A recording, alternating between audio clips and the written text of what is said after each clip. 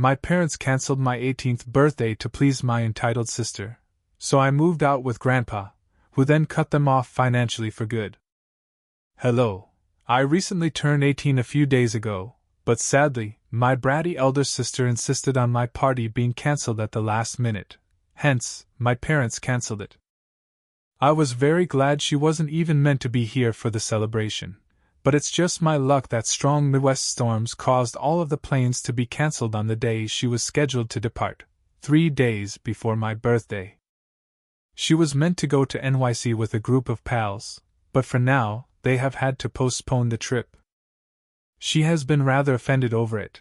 Hence, my parents have been walking on eggshells around her since they truly want to avoid aggravating her.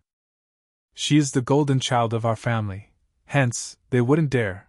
Really, so much so that she insisted my birthday be cancelled early on, as, in her words, "If she doesn't get to have fun, neither will I." Naturally.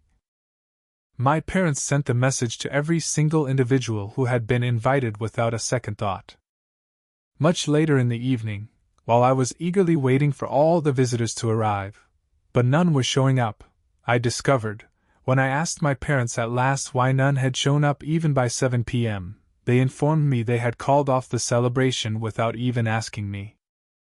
They claimed my sister was somewhat disturbed and felt it would be inappropriate to throw a party while she was in this state. At that point, I lost all control and began yelling at my folks. It seemed simply to be unfair. My sister had always received different treatment from my parents, who expected me to sacrifice all my life and meet her every demand, more than my own, and I always had as well. This was, however, going much too far.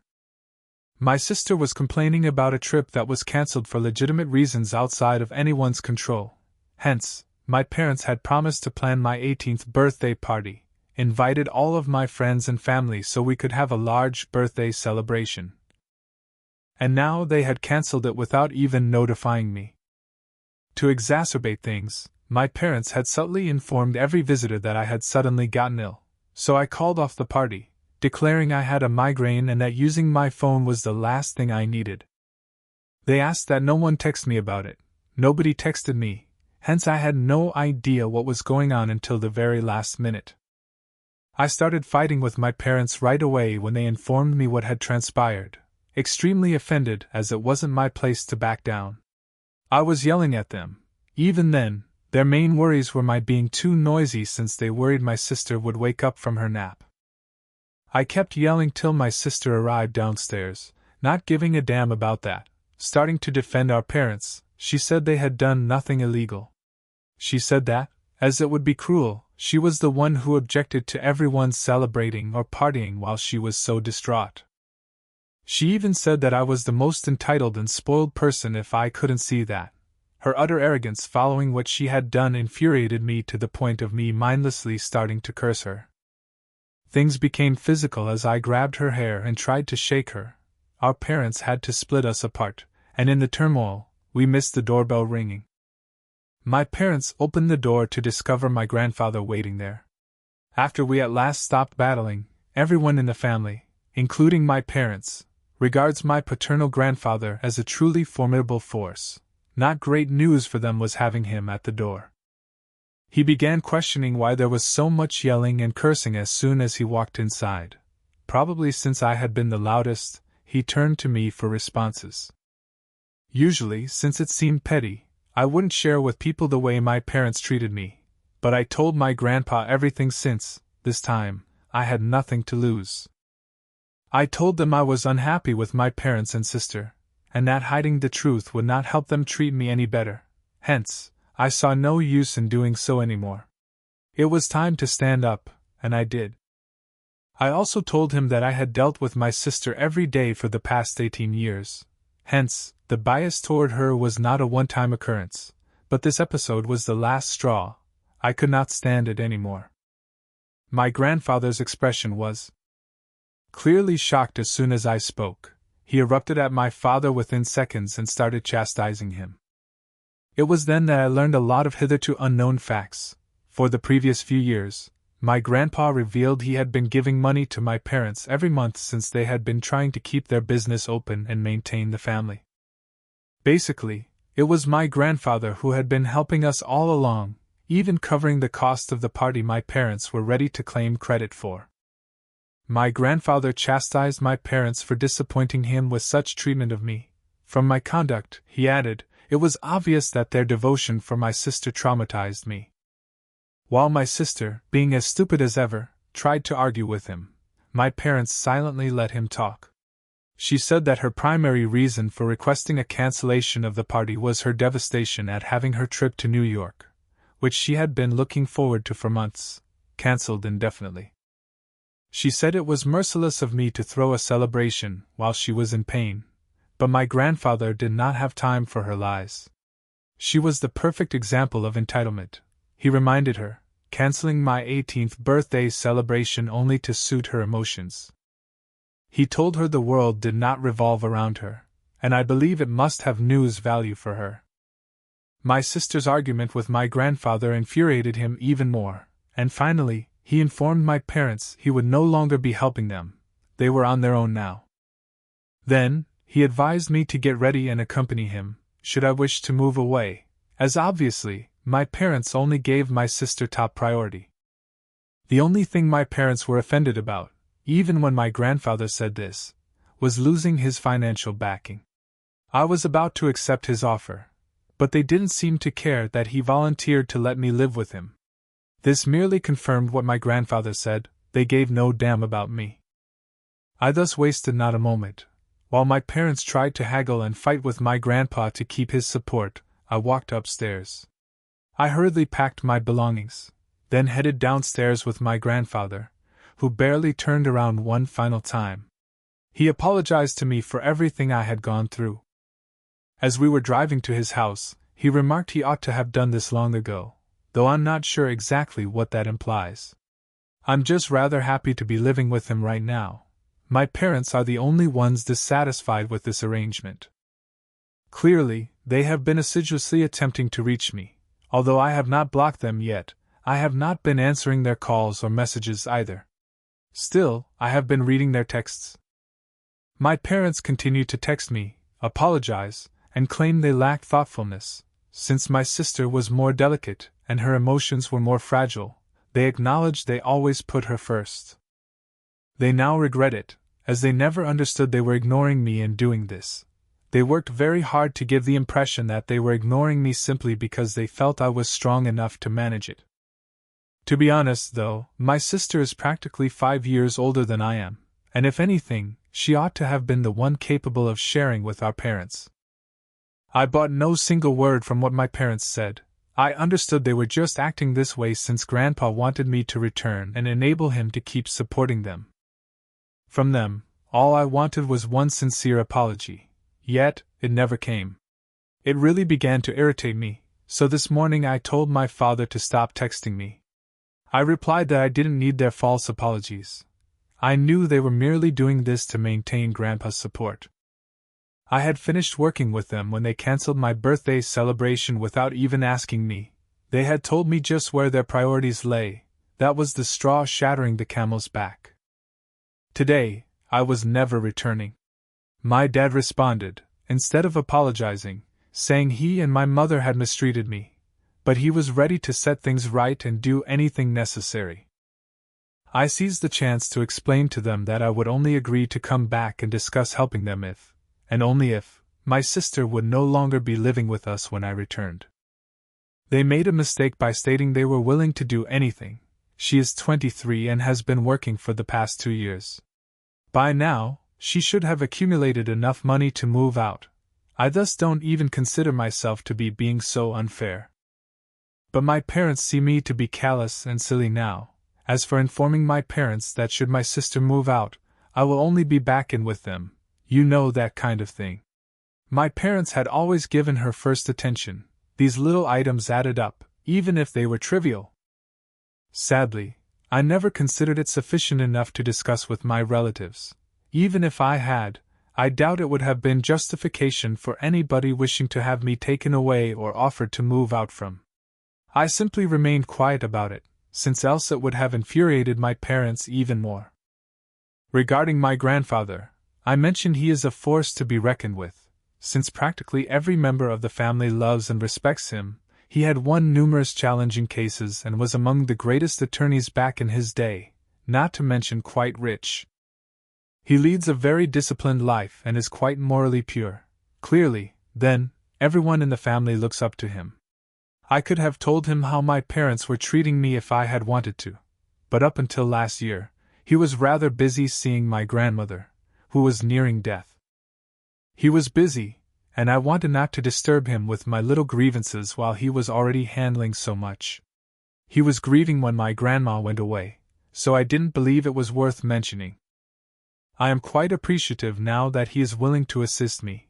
Our connection has always been good, hence it is not shocking that he has volunteered to let me live with him until I start college. He has even informed me he will cover all of my college costs until I'm working.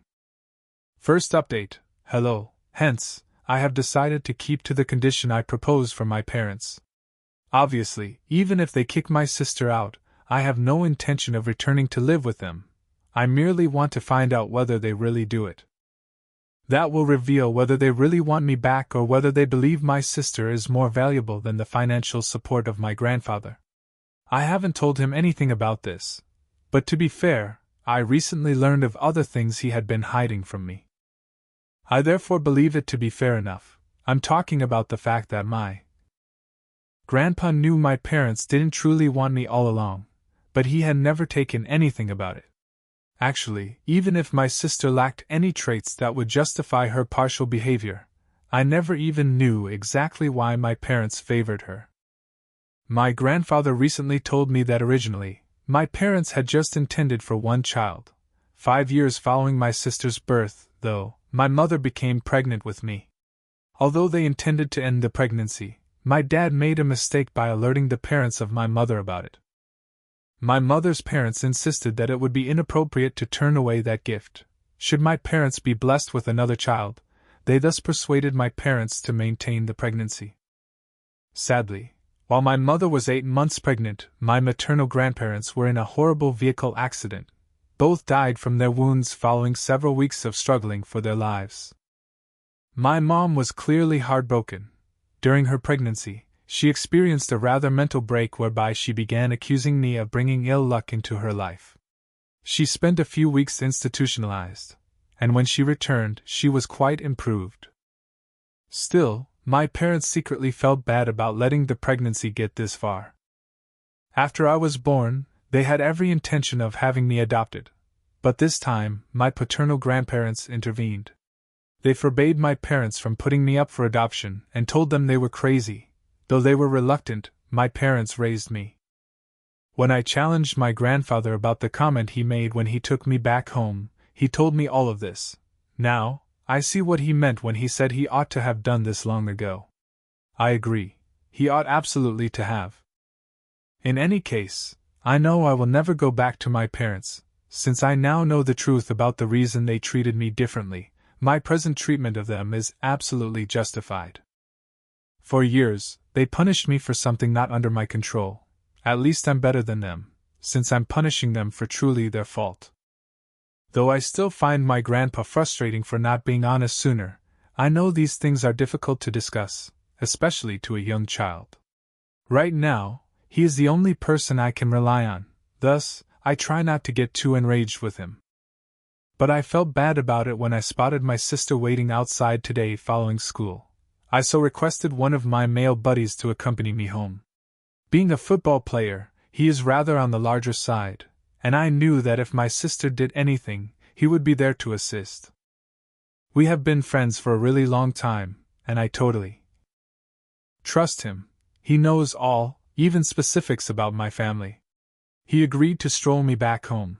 It was really starting to creep me out as my sister trailed silently. Halfway home, I turned around to challenge her on what she was trying to do. She said she wouldn't want to chat in front of a stranger, but I told her I hardly wanted to chat with her at all.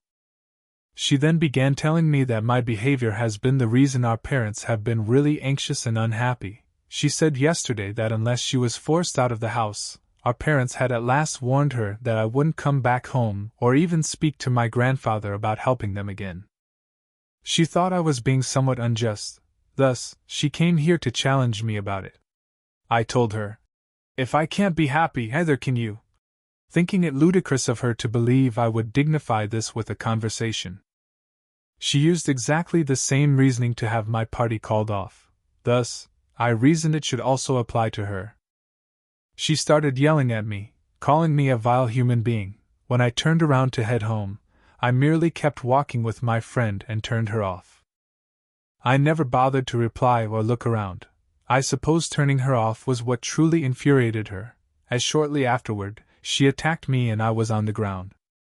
I could feel her weight on my back as well as my own from my rucksack. Fortunately, my friend physically had my back, since I sensed her being hauled off me in seconds. My companion was supporting her with one arm, hardly breaking a sweat, as I at last got back on my feet and dusted myself. Knowing my sister's aggressive nature, I suppose I was right to have him walk me home. Her even believing she could attack me and get away with it infuriated me. I thus approached her, gave her a strong slap, and warned her that I would call the cops should she attempt anything humorous once more. I knew our beloved parents would not value any more drama with all the turmoil she had already caused. She still had the arrogance to try and fight with me, but following that slap, my friend and I turned away and she stopped following me. I told Grandpa all about it when I returned home. He was about to contact the police, but I told him it was not worth it. She was just a loser, and I knew she had learned her lesson. Besides, she was definitely already in a dangerous posture with our parents. When I eventually told my grandpa about the state I had created for my parents, I expected he would be offended, but instead, he laughed alongside me. He felt it was clever and believed my parents deserved to be let run wild. That was that then. Though I'm a little hurt from being thrown to the ground, I feel good knowing I finally gave my sister some sense. She really deserved it, and it was a long time coming. I now simply hope my sister and parents leave me alone after learning this. Update 3. Hey, I moved out practically a month ago. I will only be staying with my grandpa for a few more months, as September marks my beginning of college officially. School has ended right now. I graduated from high school a few days ago. The football player friend I described in my last report was my prom date. Indeed, several of you folks called it, and I wanted to share this joyful little nugget before delving into what transpired with my sister and parents. 2 days following my confrontation with my sister, I got a note from my parents. They claimed to have figured out their desired line of action. As I had always been envious and spiteful, they chose to let my sister stay with them since, in their eyes, I was obviously not the kind of person they wanted around her. My mother's older brother had chosen to be a partner, an investor in the company. Hence, they no longer needed financial support, and no longer wanted me around. They acknowledged the only reason they wanted me back was because they needed money help from my grandfather. Although I had known their actual motivations from the start, this disclosure had little effect on me.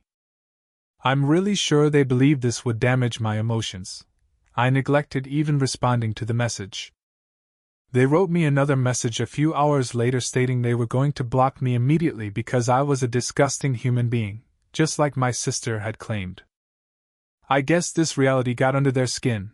They tagged me as violent and unappreciative in addition to calling me terrible and merciless. Obviously, violent, since I had smacked my sister the other day, and it was not surprising that they disregarded the truth that she had initially attacked and pushed me to the ground. Better still, my sister must not have told them, hence they most likely did not know.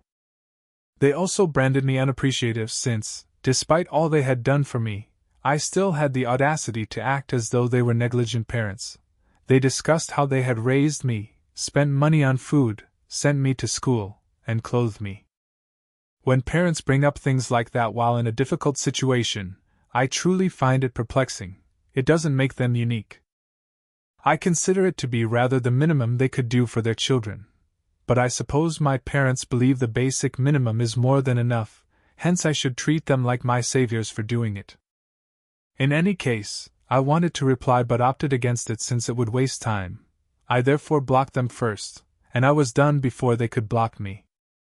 my grandpa and I are living really nicely, and thus far, most of the colleges I applied to have welcomed me. As promised, my grandpa will pay all of my costs.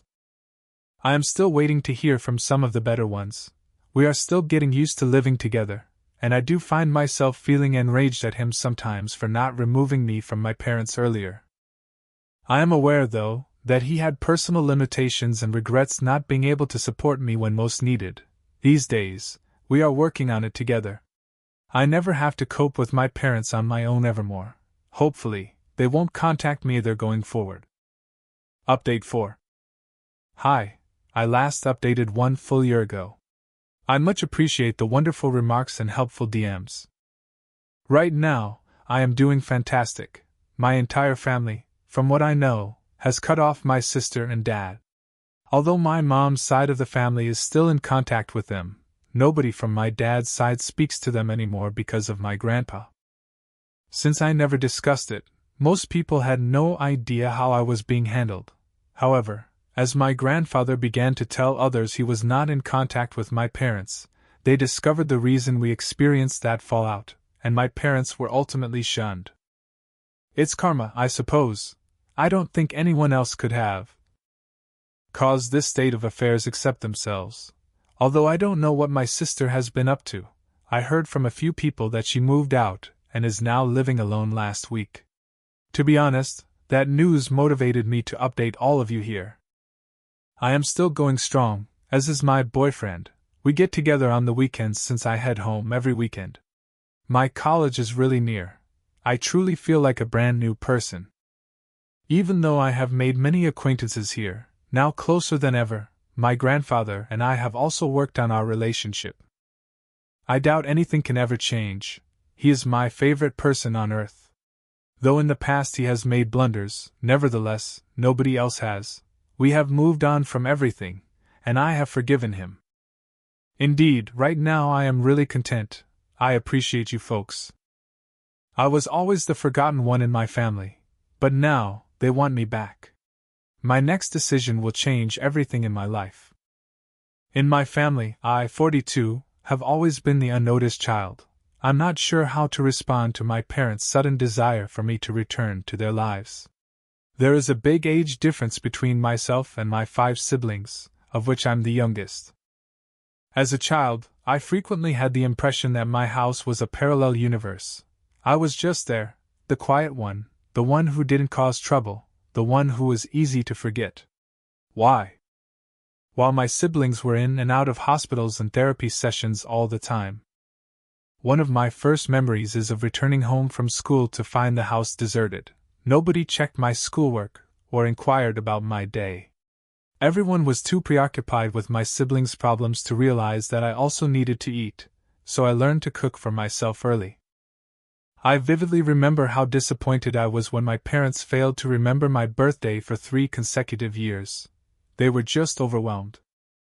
It wasn't that they were awful people, I suppose. They felt they didn't have to worry about me because they had 4 children who were coping with different health and mental health problems. I was the normal one, the healthy one. However, it's not as easy as it seems to be the normal one in a chaotic family. Throughout his childhood and adolescence, my 52-year-old oldest brother had to spend a lot of time in the hospital due to a serious chronic condition. He still has health issues and is largely dependent on our parents for assistance. Since I can remember, my 50-year-old elder sister has been in therapy or taking medicine for her early struggles with anxiety and depression. The 48-year-old twins, who are the middle siblings, needed special education and ongoing care due to their learning difficulties. Then there was myself, the last person to consider, the one who was supposed to comprehend, to be self-sufficient, to simply be there. It was out of need that I learned to be independent. I was essentially rearing myself. By high school, I knew that grades were my ticket out, so I earned them, not because anyone pushed me. I joined clubs and teams for the opportunity to spend as much time away from home as possible, not for the recognition. I remember one specific instance from my junior year of high school. It meant a lot to me that I had advanced to the debate state finals. I had put a lot of effort into it, practiced late into the night, and given it my all. In the weeks before the finals, I mentioned it to my parents several times. I was set to go when I stepped downstairs on the morning of the event, wearing my finest attire. Frazzled as usual, my mom replied, "Oh, are you going somewhere?" as she hardly looked up from a stack of medical bills. I tried not to sound hurt as I reminded her about the debate finals. "It's today. I told you about it," she responded. "Oh, right." But it was obvious that she couldn't truly recall. "All okay, good luck. We have to take your brother to his doctor's appointment. Therefore, your father and I are unable to attend." I swallowed the lump in my throat and nodded. Naturally, and always has been, my brother's health came before my argument. I made it to the finals by myself and finished in second. Nobody inquired about my experience when I arrived home. For weeks, the certificate I was given remained on my desk, hidden from everyone else. My getaway was college. I finally felt like I could breathe after deciding on a school on the opposite side of the nation. I made friends that didn't need to be reminded of my birthday, genuinely saw me, and paid attention when I talked. M and C, two of them, grew to be the family I never had. M.C. and I made the decision to remain together after graduation. We started establishing our life after relocating to a new state that was far from any of our relatives. Determining that I made a difference, I threw myself into my career, and I was successful. Now that I'm 42, my life appears to be going well. I run a skilled team as a senior marketing executive at a Fortune 500 firm, and I'm renowned for my creative problem-solving and ability to perform under pressure. Ironically, I became quite good at drawing attention to myself and making things visible because I was raised invisible. Meetings, presentations, and decisions occupy my days. Even though I put in a lot of overtime, I enjoy my job because it gives me a sense of worth and purpose that I didn't have as a child.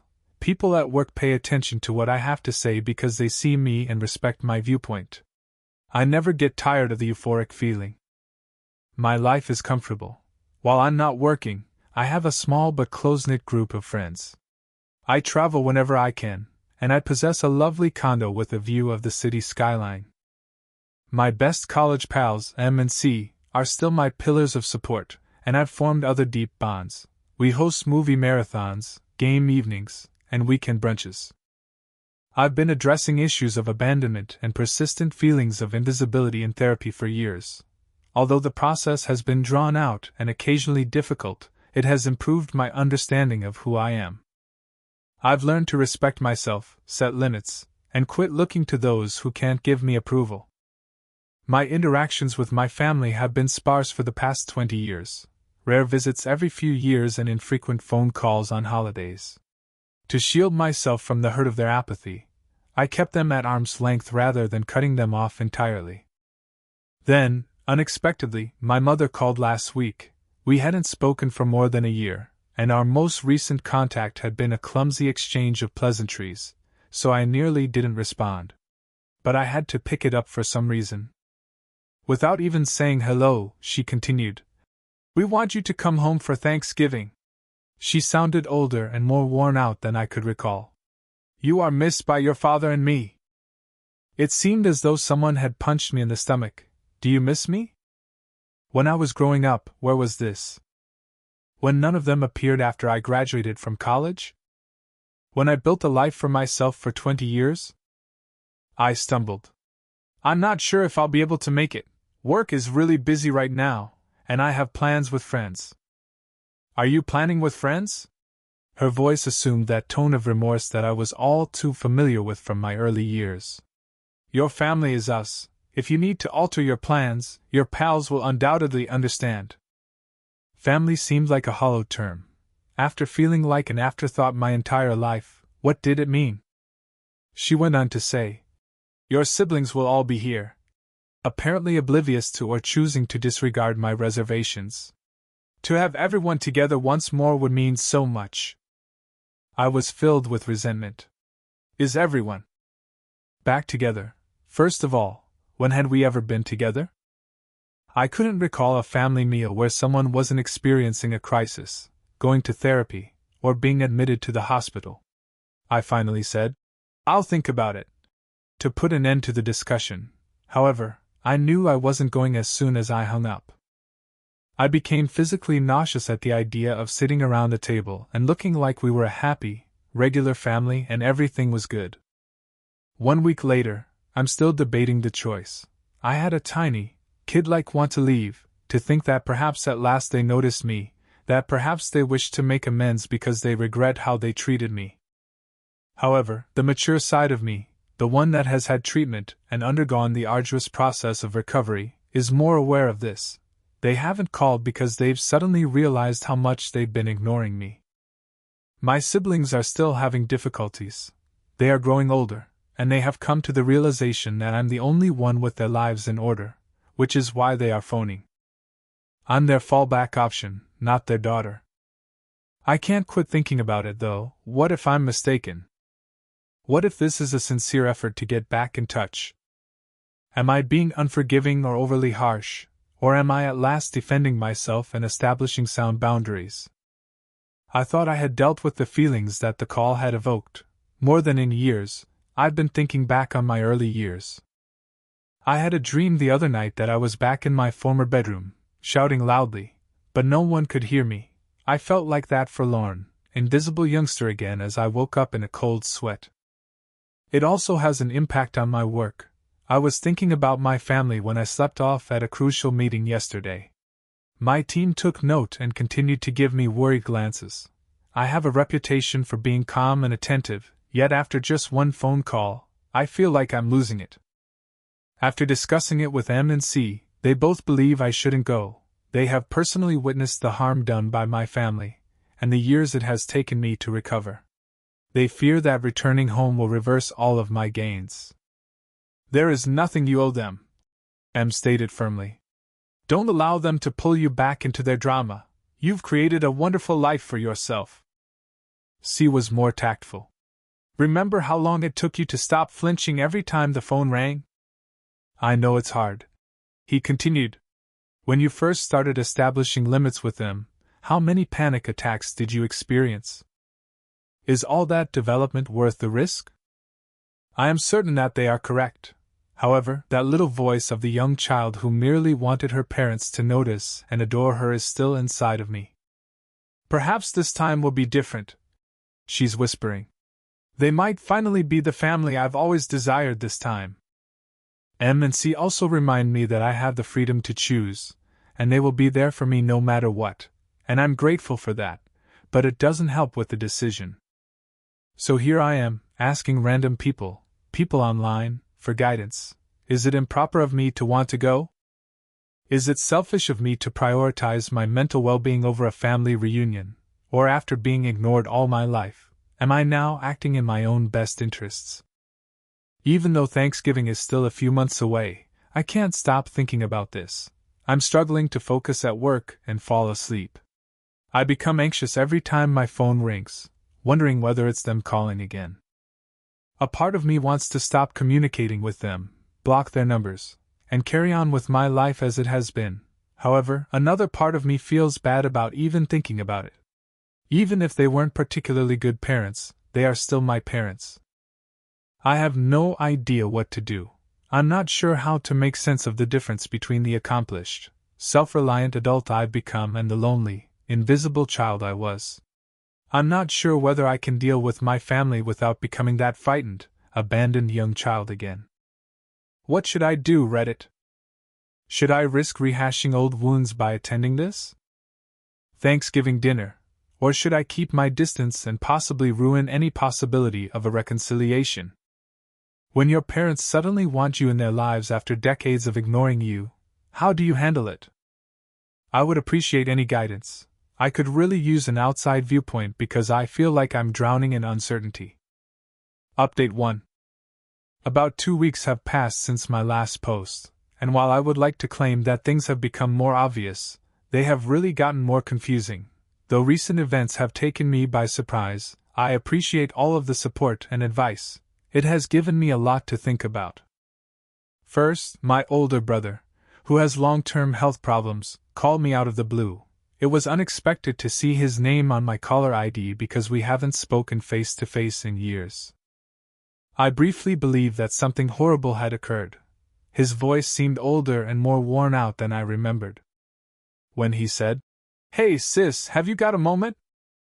We need to talk about something serious." I felt shivers down my spine at his tone. He seemed to be speaking for the entire family, and it sounded menacing. He went on. "Mom and Dad have been talking." Without waiting for me to answer, he continued. "As they age, they are concerned about the future, and who will look after things after they are gone." A knot started to form in my stomach.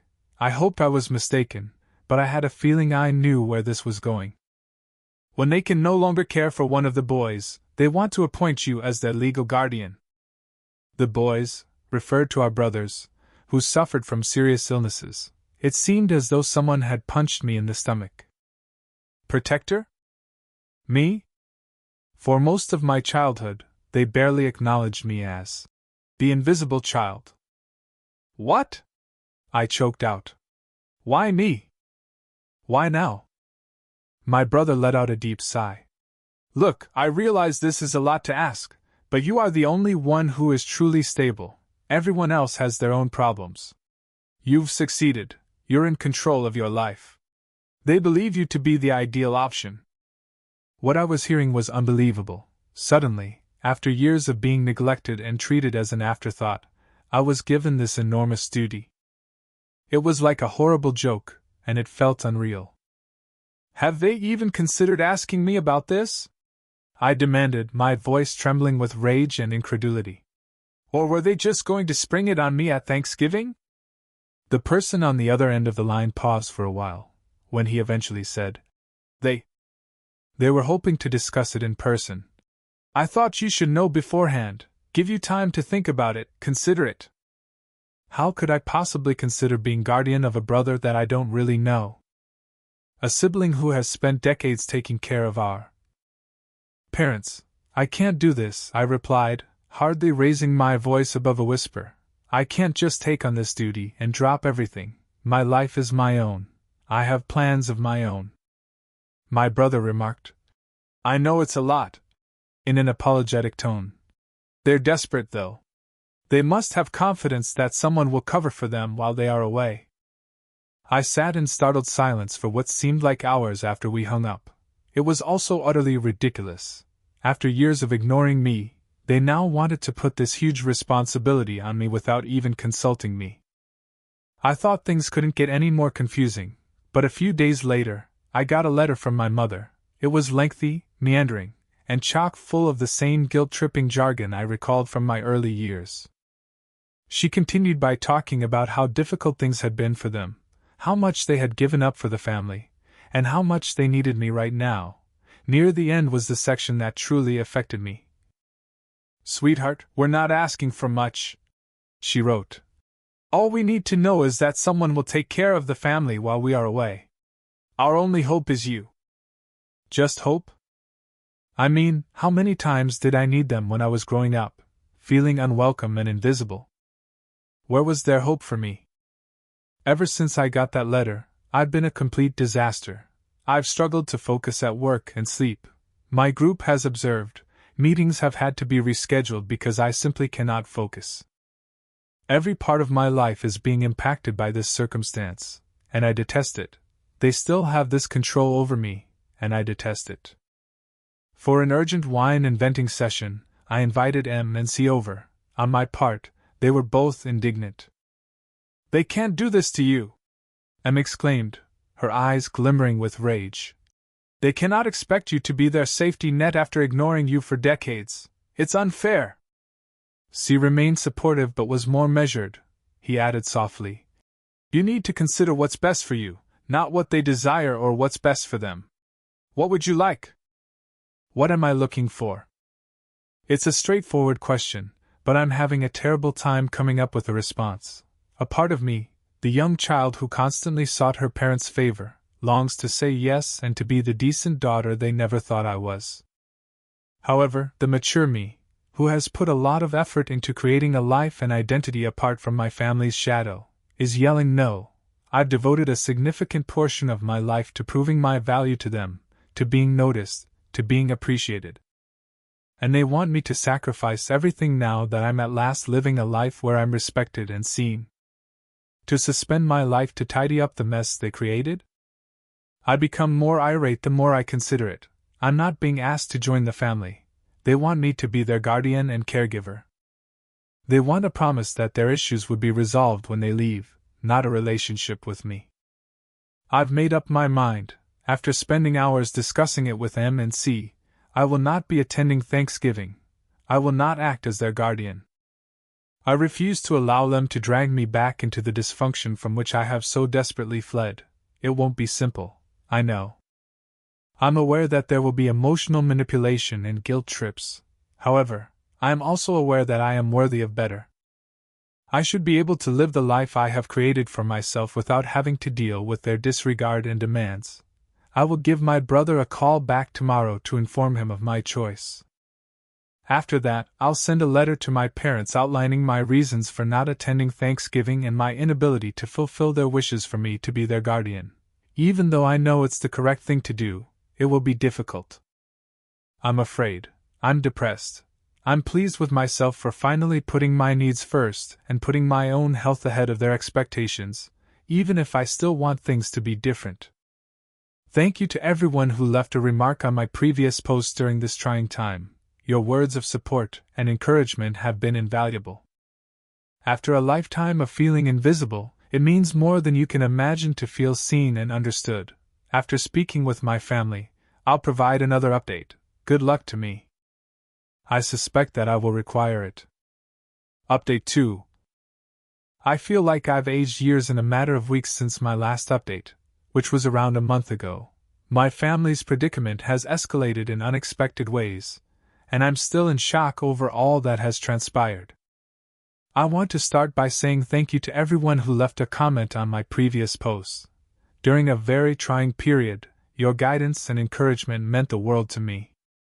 I heeded your advice, and when I needed it most, it gave me the courage to defend myself. I declined the position of guardian for my siblings and chose not to attend Thanksgiving, as I said in my previous update. After calling my brother to inform him of my choice, I wrote a letter to my parents outlining my justifications. For a time, at least, I believed that would be the end of it. I was mistaken. When I got home from work last week, my 70-year-old mother was waiting for me at the door.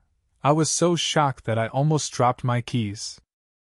She has never come to see me before, not even when I bought my condo, when I got my major promotion, or when I moved into my first apartment.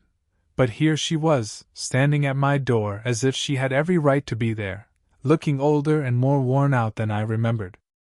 "Mom," I said, barely raising my voice above a whisper. "What are you doing here?" She took a while to respond. She simply stared at me, her gaze sweeping across my face as if she had never seen me before. Perhaps she was. When she eventually stated, "We need to talk," her tone was forceful but gentle. "It's not good for your father. The physicians say." She trailed off, tears welling up in her eyes. I experienced a little twinge of guilt. I was unaware that my dad was ill. Then I realized that I hadn't known since they hadn't informed me, because unless they require anything from me, they never tell me anything. I inhaled deeply, bracing myself. "I'm sorry to hear that," I added, trying to sound impartial. "But I don't see what that has to do with me." My mom's eyes became wide with surprise. "He's your dad," she cried out. "How can you say that?" The venom in my voice surprised me as I shot back. "When has he ever acted like a father to me?" I briefly believed my mother might try to enter when she moved forward. I remained steadfast in the doorway, preventing her from entering. I wasn't going to give her access to my personal space or the life I had created for myself. "Please," she begged, her voice adopting the guilty tone I so vividly recalled from my early years. "You are necessary. I am unable to manage things on my own because your father is constantly in and out of the hospital. Your siblings." "My siblings?" I interrupted her. "My siblings always, Mom." "What about me? At what point did you need me for myself rather than what I could provide for everyone else?" She gave me the impression that I had slapped her. "That's not fair," she remarked. "You have always been cherished by us. We have always supported you." I was unable to resist. I chuckled, the sound reverberating along the deserted corridor, loud and terrible. "Are you there for me when you forgot my birthdays? When did you miss my final debate? When did you not attend my graduation from college? Please let me know exactly when you were there for me, Mom." I briefly had a surge of gratification when my mother's face crumbled. She was at last experiencing a small portion of the suffering I had endured for years. "We did the best we could," she said with a broken voice. "You have no idea how it was to attempt to keep everyone alive and well. There was no time for—" I concluded. "For me. For her. I wasn't ill, so you didn't have time for me, since I wasn't creating issues, due to the fact that I was invisible." For a long time, the burden of decades of unsaid hurt hung between us as we stood there in quiet. When my mother eventually responded, "I'm sorry," I briefly thought she was telling the truth. "That's not how we intended to make you feel. You are loved by us. You are necessary to us. Come home. Please assist us." My eyes pricked with tears, but I blinked them away. My family has brought me enough tears. "I can't," I stated firmly. "I refuse to, Mom. I have a life of my own, one I created without you. I won't sacrifice that to serve as your contingency plan." "Backup plan?" she asked again, raising her voice. "Do you believe this to be that?" "We are your family," I answered. "No." And even I was astonished by how definitive my voice sounded. "You aren't." "No longer. I decided to choose my family, my friends, who have helped me, who have stood by me, who have seen me when you had no desire to look." With a look of disbelief and hurt on her face, my mother gazed at me. She remarked, "So that's it? You're just going to turn your back on us?" I gave a headshake. "No, Mother, it's been a while since you abandoned me. I'm simply leaving at last." She didn't answer. Rather, she turned and strode off, her shoulders hunched in surrender. I was both relieved and saddened as I watched her leave. It seemed like the end of something, possibly the loss of hope, the hope that my parents would one day see me and show me the kind of love I needed. That should be the end of it, I thought. I believed I had stated my stance clearly. However, as usual, life had other ideas. My brother called me a week following my mother's visit. His words, "My father passed away." I sat there looking at my phone, not sure if I should feel guilty, relieved, or sad. The news seemed to be about a stranger rather than my own father, and I felt numb. According to my brother, "The funeral is next week. Will you come?" After closing my eyes and inhaling deeply, I answered, "No, I don't think I will." The other end of the line was silent for a long time. My brother finally answered, "I understand," and I was shocked to hear that he didn't sound judgmental. "Take care of yourself, sis." I sat for a while after I hung up, reflecting about my early years, my father, and our unfulfilled connection. I recognized that I no longer needed his attention and praise after reflecting on all the times I had wanted for it. I'd devoted a significant portion of my life to gaining my family's affection and attention. In actuality, though, I no longer require their approval. I am proud of the life I have created for myself. I have a career I'm enthusiastic about, friends who adore me, and a sense of self-worth independent of other people's opinions. The passing of my father feels like the end of a chapter, a depressing one full of unmet words and lost chances. However, it's already over, and I can't alter it. I just have to keep going. I will not be attending the funeral. Either my mother nor my siblings will be contacted. It's not because I'm angry or spiteful. I've moved on from it. It's just that I've come to the realization that I no longer belong in that environment. I've outgrown it. I want those who might criticize me for my choice to realize that it has nothing to do with forgiveness or the lack of it. It has to do with protecting oneself. It's about realizing that sometimes walking away is the healthiest course of action, and that some relationships are too damaged to be repaired. I'm no longer upset. I'm not depressed. I'm just free, free from the burden of unmet expectations, free from the hurt of being ignored and underappreciated, and free to live my life as I see fit, without the dysfunctional shadow of my family hovering over me. I want to express my gratitude to everyone who has followed my story and provided encouragement and guidance during one of the most trying times in my life. Your comments have given me courage and consolation. You've given me the confidence to advocate for myself and put my needs ahead of those of others. My last update will be this one. I'm concentrating on my future from now on, one that I can control and that is unencumbered by the burdens of my past. In some ways, it's frightening, but it's also quite freeing. I want to let everyone know that it's acceptable to make your own decisions, especially if they are in a similar circumstance, are having trouble meeting expectations from family, or feel unnoticed or underappreciated, even if the ties are with family. It's acceptable to leave them if they are hurting you. You are worthy of being appreciated, seen, and loved for who you are. One final time, I want to thank you all for being the encouraging group of people I never had as a child. You can never know how much your understanding and kindness have meant. Thank you for watching. If you haven't subscribed yet, please do so and hit the notification bell to stay updated with more shocking real-life stories happening around you.